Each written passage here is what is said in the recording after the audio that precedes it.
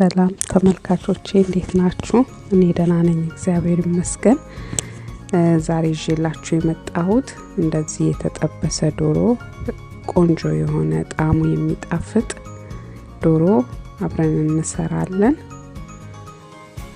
እንደዚህ ከአትክልትም ከተለያየ ነገርም ጋር መመገብ እንድንችል አድርጌ ቆንጆ አድርጌ ሰርቼዋለሁ።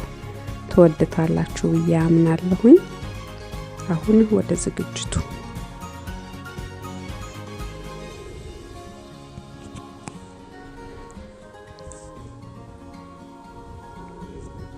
በመጀመሪያ ዶሮውን በደንብ እንደዚህ አጠብኩት።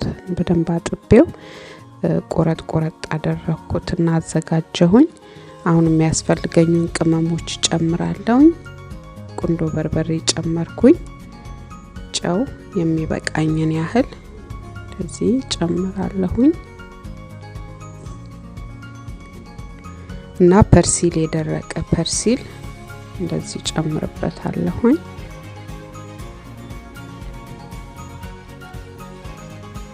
በመቀጠል ነጭ ሽንኩርቱን የተጨፈለቀውን አደረኩ። እናንተ ፓውደሩን መጠቀም ትችላላችሁ። እኔ ከፓውደሩ ያው ፍሬሹን ስለምመርጥ ነው ለጣዕሙ።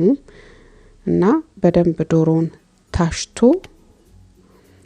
በደንብ ተቀላቅሎ በላስቲክ እንደዚህ ታሸግና ፍሪጅ ውስጥ ለ2 ሰዓት አቆየዋለሁኝ። እኔ 1 ሰዓትም ማድረግ ትችላላችሁ። ጣዕሙ በደንብ እንዲጣፍጥልኝ ነው። ከዛን ከ2 ሰዓት በኋላ ልሰራ ዝግጁ ሲሆን እንደዚህ አወጣሁኝ። ከዛን መቀላቀልበትን 3 እንቁላል እንደዚህ መታለሁኝ።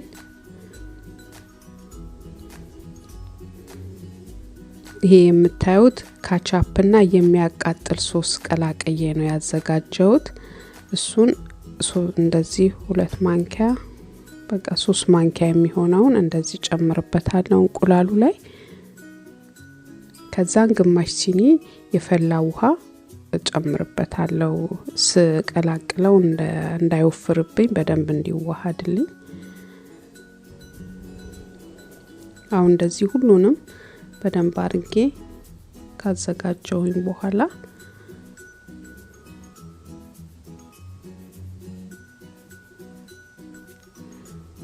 አሁን ዶሮውን እንደዚህ ከቅመም ጋር የቀላቀልኩትን እንቁላል ውስጥ እና ያው ያዘጋጀሁት ካቻፕ እና ሶስ ውስጥ ጨምሬ በደንብ አድርጌ እርጥበቱን እስኪመጣው ድረስ እንዲያሸዋለሁ ዱቄት ውስጥ ፍርኖ ዱቄት ውስጥ። እርጥበት ካለው በደንብ አይደርቅላችሁምና እንዲህ በዱቄቱ በደንብ ካረግን በኋላ የፈላ ዘይት ውስጥ እንደዚህ ጨምራለሁኝ። ሌላውንም እንደዚሁም በመቀጠል መጀመሪያ እንቁላል ውስጥ በመቀጠል ዱቄት ውስጥ ያደረኩኝ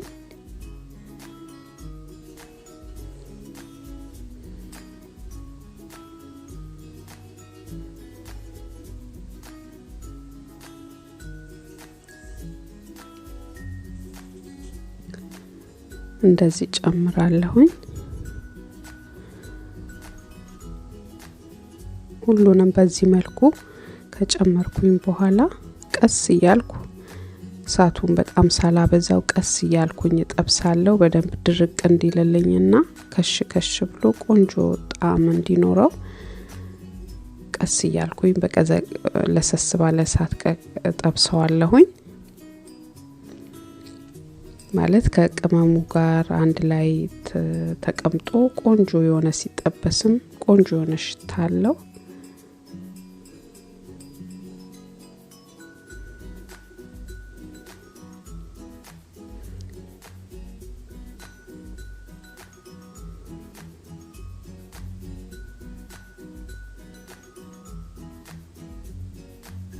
ይሄው እንደምታዩት ቆንጆ ከለር እየሰጠኝ ነው ሰጥቶኛል። በደንብ በስሎልኛል። ከለሩም ቆንጆ ሆኖልኛል።